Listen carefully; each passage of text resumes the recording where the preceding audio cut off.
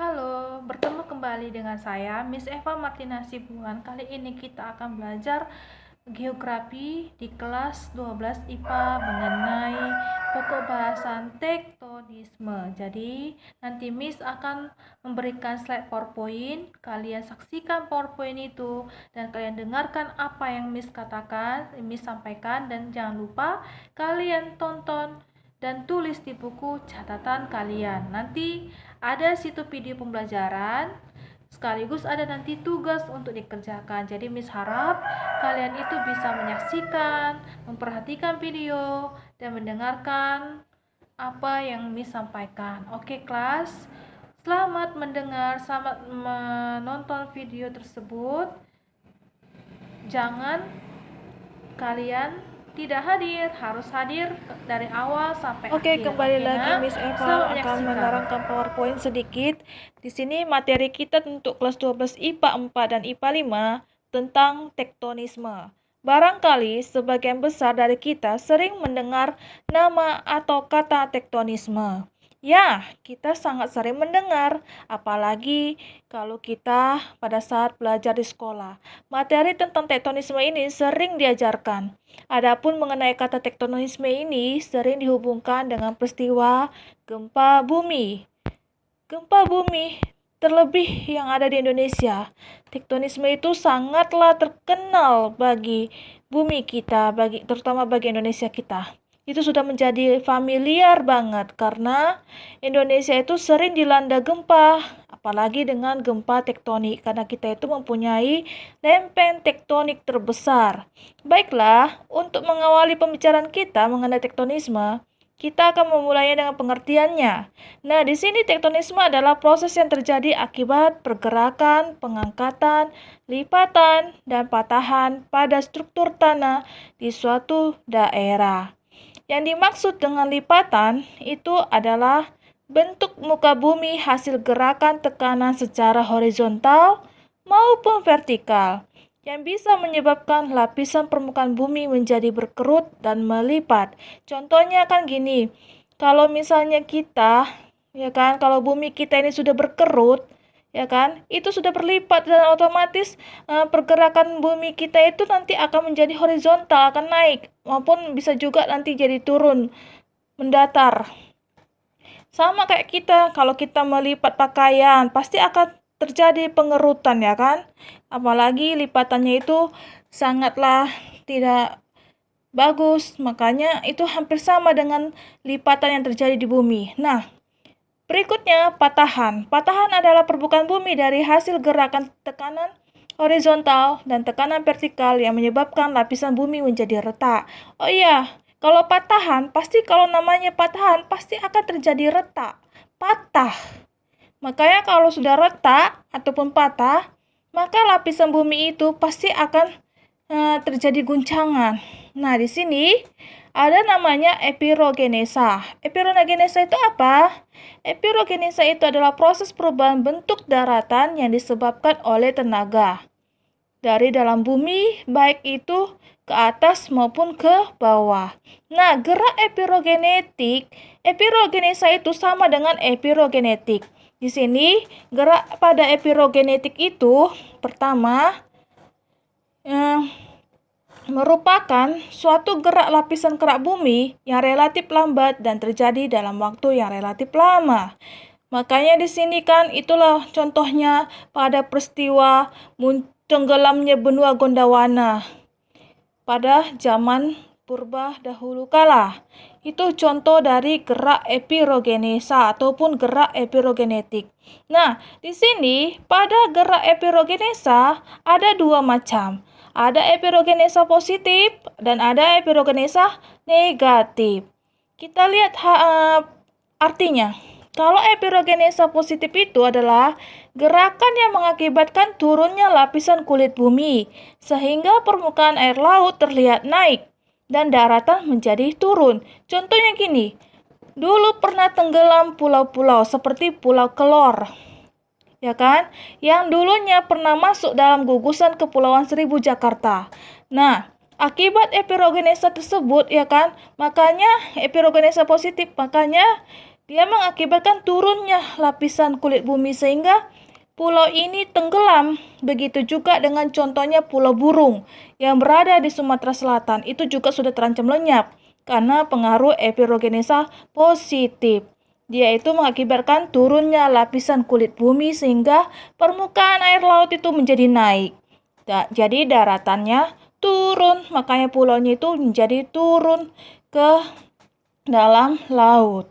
Udah, kalau epirogenesa negatif itu dia gini, gerak naiknya daratan sehingga akan kelihatan permukaan air yang menyusut. Udah, di sini gerak epirogenetik sangat berlawanan dengan gerak tadi kan gerak epirogenetik negatif sangat berlawanan dengan gerak epirogenetik positif.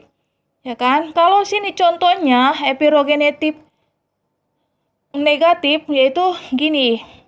Contohnya dia memunculkan pulau-pulau baru. Kalau epirogenesa negatif itu merupakan gerakan yang mengakibatkan naiknya lapisan kulit bumi sehingga permukaan air laut turun, tapi daratan menaik. Makanya tadi saya bilang, kalau gerak epirogenetik negatif ini berlawanan dengan gerak epirogenetik positif. Tadi contohnya pada epirogenesa negatif, munculnya pulau-pulau baru. Kita lihat Pulau Hunga Tonga atau Hunga Hapai.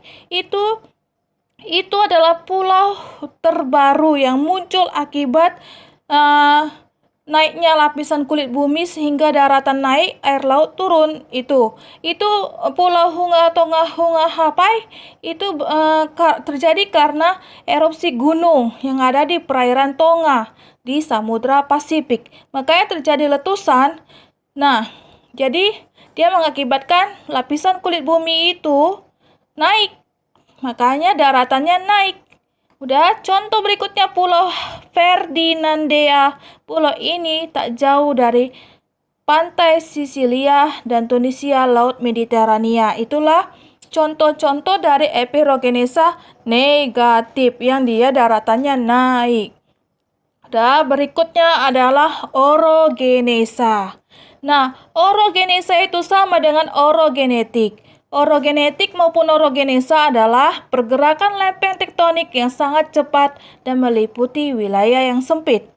Contoh dari hasil orogenesa adalah deretan lekukan Mediterania. Nah, di sini, di dalam teknik orogenesa, biasanya disertai proses pelengkungan, lipatan, yang diakibatkan oleh adanya tekanan pada arah mendatar. Lipatan tersebut ada yang nanti menjadi dua bentuk dasarnya, yaitu sinklinal dan antiklinal. Sudah? Nah, kalau kita lihatlah di sini, sinklinal itu adalah lembah lipatan, sedangkan antiklinal itu adalah puncak lipatan. Itulah arti dari dua bentuk dasar dari teknik orogenesa. Udah, disitulah nanti ada gambar pada PowerPoint itu. Disitulah bisa kalian lihat mana yang dikatakan sinklinal, antiklinal. Sudah? Di dunia ada pegunungan lipatan, contohnya kita lihat pegunungan tua, seperti pegunungan Ural. Ini sudah sangat lama sekali terbentuk, jadi kalau misalnya lempeng tektonik kita itu bergeser, ya kan, maka terjadi lipatan. Makanya ini akan mengalami pengerutan.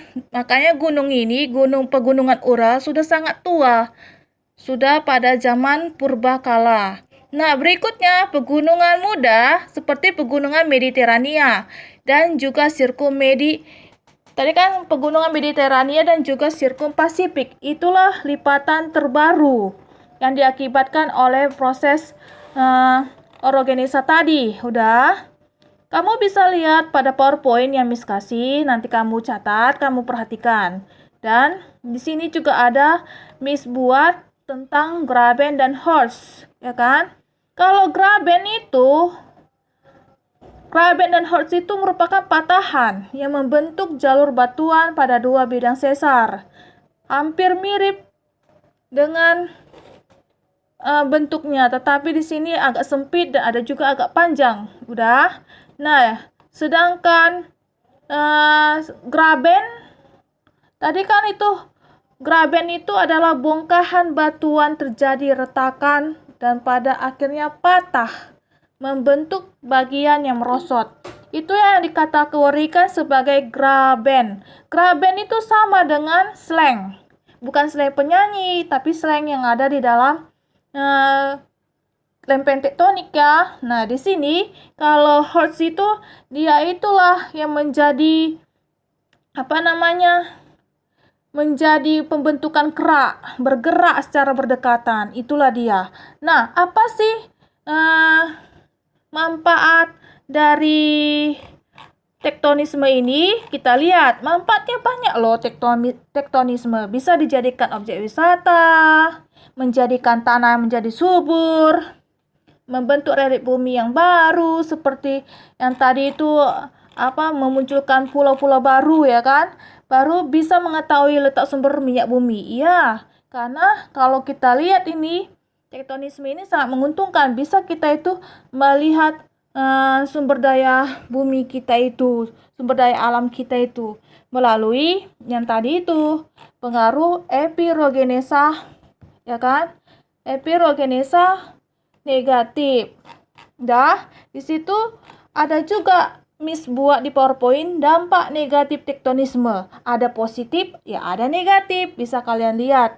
Dampak positifnya itu yang Miss buat di PowerPoint ada 4 macam. Sebagai tempat pengeboran minyak, proses vulkanisme pada gunung api bermanfaat bagi lahan pertanian, ya kan? Itulah abu vulkaniknya yang bisa menyuburkan tanah. Baru dampak positif berikutnya, gunung api merupakan penghasil bahan galian tambang. Iya, karena di situ juga terdapat sumber-sumber daya alam yang bisa meningkatkan perekonomian kita itu menjadi tinggi. Seperti emas, intan, timah. Ada di dalam gunung api itu. Tapi ya tunggulah nanti kalau misalnya hasil-hasil ledakan dari gunung, ya kita bisa menggali hasil sumber ini bahan galian tambang. Berikutnya bentuk hasil tenaga endogennya dapat dijadikan wisata alam. Iya, itulah dampak positifnya. Kalau dampak tektonismenya, dia bisa menimbulkan erosi, lereng-lereng menjadi terjal, baru pegunungan juga. Daerah-daerah pegunungan tidak baik dijadikan daerah pemukiman ya kan, karena bisa rentan mengakibatkan terjadinya longsor. Makanya kita itu jangan bikin rumah di dekat daerah pegunungan, nanti takutnya longsor jadi bahaya, kita jadi korban jiwa. Sudah di sini menimbulkan gempa bumi juga ya kan, tektonisme. Nah, oke nak, silakan kalian perhatikan slide, bila perlu kalian pelajari. Bila perlu kalian tulis, ringkas, nanti kita ada materi tugas yang akan Miss kasih. Oke nak, sampai di sini dulu pertemuan kita mengenai tektonisme. Oke, Miss harap kalian sehat selalu. See you.